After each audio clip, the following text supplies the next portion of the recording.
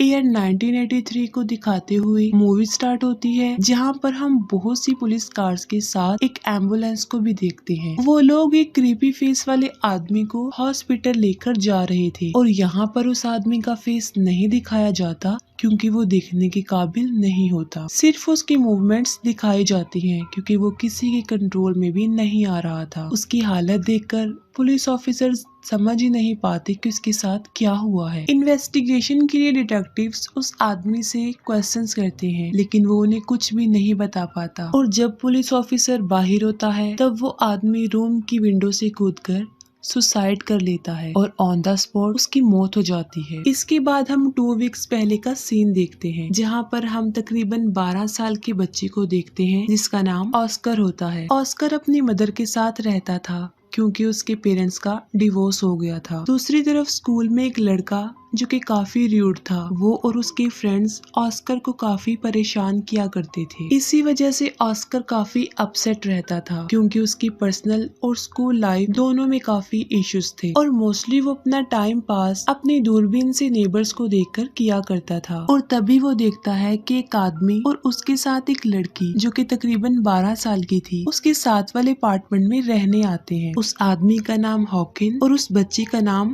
इलाई होता है। ऑस्कर इलाई को अपने डोर के होल से देखता है और सोचता है कि वो भी उसकी एज फेलो है। रात को ऑस्कर अपना गुस्सा एक ट्री में नाइफ के जरिए स्टैब करके निकाल रहा था और तभी वहाँ पर इलाई आती है और उसे ऐसा करता हुआ देखकर वो पूछती है कि वो क्या कर रहा है, जिस पर ऑस्कर उसे आंसर करता है नथिंग, यानी कि कुछ नहीं। ठीक तभी ऑस्कर उसे इम्प्रेस करने और उससे फ्रेंडशिप करने की कोशिश करता है, लेकिन इलाई उसे वहाँ से ये कहकर चली जाती है कि वो लोग कभी भी फ्रेंड्स नहीं बन सकते। फिर हम हॉकिन को देखते हैं जो कि एक लेडी की कार में मास्क लगाकर बैठा हुआ था और जैसे ही कार अपने स्टॉप पर रुकती है, हॉकिन मौके का फायदा उठाते हुए उस लेडी को जान से मार डालता है और उस लेडी की डेड बॉडी को लेकर वो एक जंगल में जाता है, जहाँ से उसकी बॉडी से सारा खून निकाल लेता है और उसे घर ले आता है और घर लाकर वो ब्लड इलाई को दे दिया जाता है। फिर इलाई और ऑस्कर दोबारा मिलते हैं और ऑस्कर उसे एक पजल क्यूब सॉल्व करने के लिए देता है क्योंकि इलाई को पजल्स बहुत पसंद थे। तब इलाई ऑस्कर को अपनी एज बताती है। वो कहती है कि वो भी 12 साल की है, जिस पर ऑस्कर खुश हो जाता है और फिर ऑस्कर वहाँ से चला जाता है। इसके बाद हम एक आदमी को देखते हैं जो कि अपने घर की तरफ जा रहा होता है और वो इलाई को एक सुनसान जगह पर बैठे हुए देखता है और जैसे ही वो आदमी इलाई के करीब आता है, इलाई उसे बहुत ही ब्रूटल तरीके से मार डालती है और उसे मारने के बाद उसका खून पी जाती है। और यहाँ पर हमें पता चलता है कि इलाई एक नॉर्मल लड़की नहीं है, बल्कि वो ब्लड सकर है, यानी खून चूसने वाली। और प्रीवियस नाइट हॉकिन जो ब्लड इलाई के लिए लाया था वो इसीलिए लाया था क्योंकि वो लोगों का खून पीकर जिंदा है और जब उसे इंसानी खून नहीं मिलता तो वो अपने कंट्रोल से बाहर हो जाती है। और जब हॉकिन को इस बात का पता चलता है कि इलाई ने उस आदमी को मार डाला है, तब वो उसकी डेड बॉडी को छुपाने के लिए घर से निकल पड़ते, जिसे ऑस्कर भी देख रहा होता है, लेकिन उसे कुछ भी समझ नहीं आ रही होती। और हॉकिन उस आदमी की डेड बॉडी को स्केटिंग एरिया के पास ही दफना देते हैं। फिर ऑस्कर और इलाई जब दोबारा मिलते हैं, तब ऑस्कर देखता है कि इलाई ने इजीली वो पजल क्यूब सॉल्व कर लिया है, जिसे देखकर वो काफी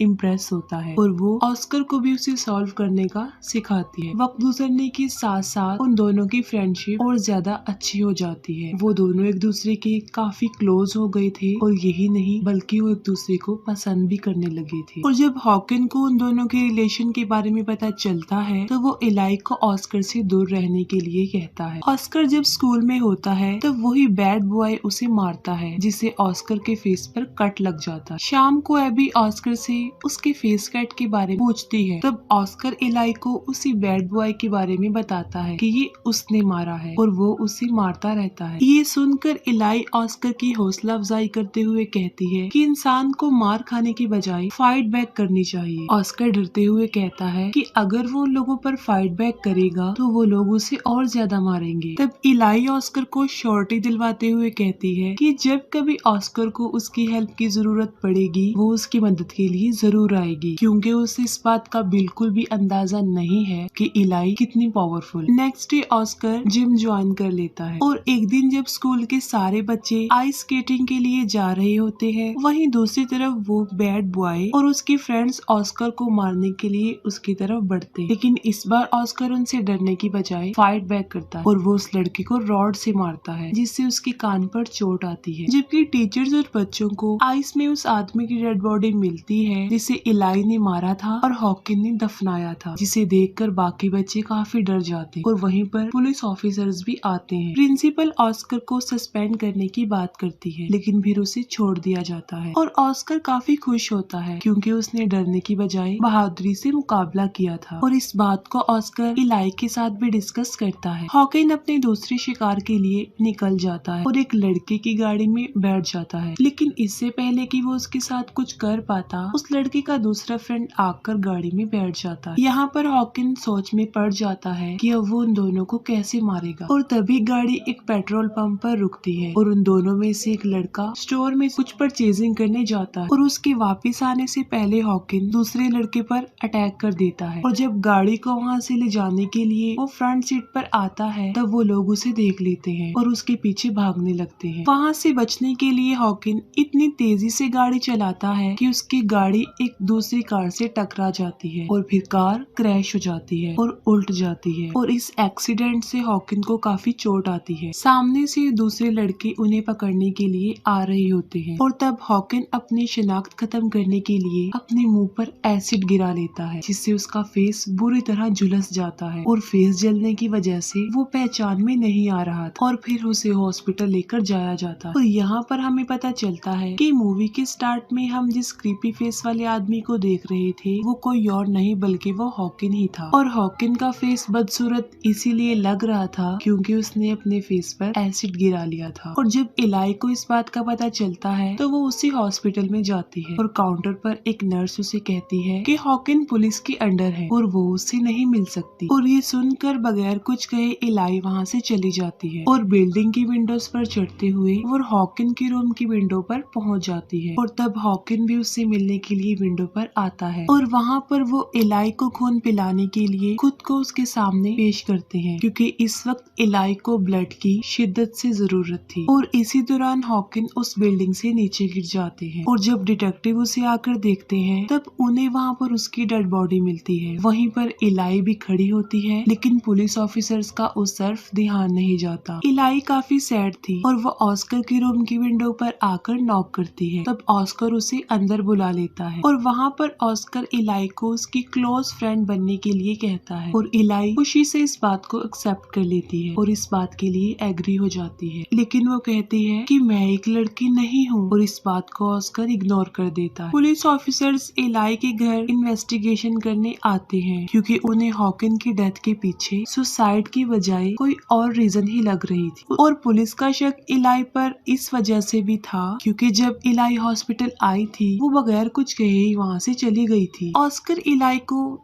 एक सीक्रेट प्लेस में लेकर जाता है जिसके बारे में किसी को भी कुछ नहीं पता था और वहाँ पर ऑस्कर इलाई से ब्लड रिलेशन बनाने के लिए अपने फिंगर को कट करता है और ऐसा करने के लिए वो इलाई को भी कहता है। ब्लड सकर होने की वजह से इलाई जब ऑस्कर के ब्लड को देखती है तब वो अपने कंट्रोल में नहीं रह पाती है। तब उसका असली रूप ऑस्कर के सामने आता है। अब क्योंकि वो ऑस्कर को कोई नुकसान नहीं पहुँचाना चाहती थी इसलिए वो वहाँ से भाग जाती है और वहीं पर रहने वाले वो एक कपल को देखती है और उस कपल में वो फीमेल पर अटैक कर लेती है और उसे काट लेती है और ये सब माजरा ऑस्कर भी देख रहा था। और अब ऑस्कर इलाई के रियलिटी के बारे में जान चुका था कि वो एक नॉर्मल इंसान नहीं है बल्कि एक वैम्पायर है जो लोगों का खून पीती। फिर ऑस्कर अपने फादर को कॉल करता है लेकिन वो उससे कुछ खास बात नहीं करती। ऑस्कर काफी दुखी होता है क्योंकि जो इलाई की सच्चाई थी वो उसे एक्सेप्ट नहीं कर पा रहा था क्योंकि अब वो इलाई से प्यार करने लगा। तब ऑस्कर इलाई से बात करने जाता और वो उसे अपनी रियलिटी के बारे में बताती है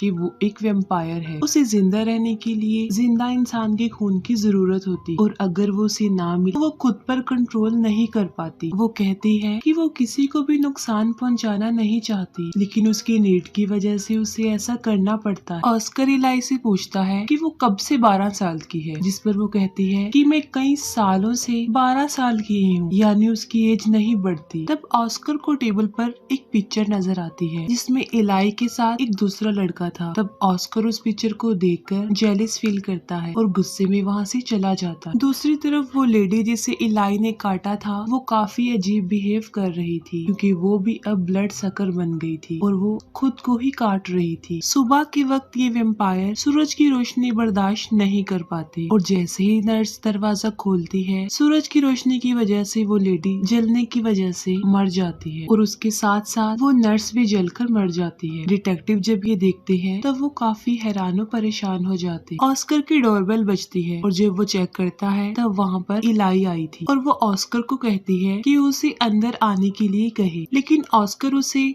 विदाउट परमिशन अंदर आने के लिए कहता है, जिसकी वजह से इलाई को ब्लीडिंग होने लगती है और तब ऑस्कर फौरन उसे अंदर आने के लिए अलाउ करता है और इलाई फिर से अपनी नॉर्मल हालत में आ जाती है। और यहाँ पर हमें वेम्पायर्स की रियलिटी पता चलती है कि वो विदाउट परमिशन किसी के घर में भी एंटर नहीं हो सकते। फिर वो दोनों एक दूसरे को हग करते हैं और अब वो दोनों एक दूसरे से पहले से भी कई ज्यादा प्यार करने लगे थे। अब एक पुलिस ऑफिसर इलाई पर नजर रख रहा था, क्योंकि जो कुछ उस लेडी के हस्बैंड ने इलाई के बारे में बताया था नर्स ने भी वही बताया था और इसलिए वो इन सब के पीछे इलाई को ही रिस्पॉन्सिबल समझ रहे। और जब पुलिस ऑफिसर्स इलाई को पकड़ने के लिए उसके घर पर आते हैं तब वहाँ पर ऑस्कर भी होता है। जैसे ही पुलिस ऑफिसर बाथटब के पास जाता है इलाई उस पर अटैक कर कर उसे काट लेती है। ये सब कुछ ऑस्कर भी देख रहा होता है और वो पुलिस ऑफिसर ऑस्कर से हेल्प मांगते हैं, लेकिन ऑस्कर इलाई की हेल्प करते हुए उसकी कोई भी हेल्प नहीं करता और दरवाजे को बंद कर देता है और पुलिस ऑफिसर वहीं पर मारा जाता है। फिर वो दोनों मिलकर ऑफिसर को उसी सीक्रेट प्लेस में छुपा देते हैं। पुलिस ऑफिसर की डेथ की वजह से बाकी पुलिस ऑफिसर्स भी वहाँ पर आने वाले थे, जिसकी वजह से इलाई को ऑस्कर को छोड़कर वहाँ से जाना पड़ता है। ऑस्कर काफी सैड होता है क्योंकि वो इलाई से बहुत ज्यादा प्यार करता था। स्विमिंग प्रैक्टिस वाले दिन वो बैड बॉय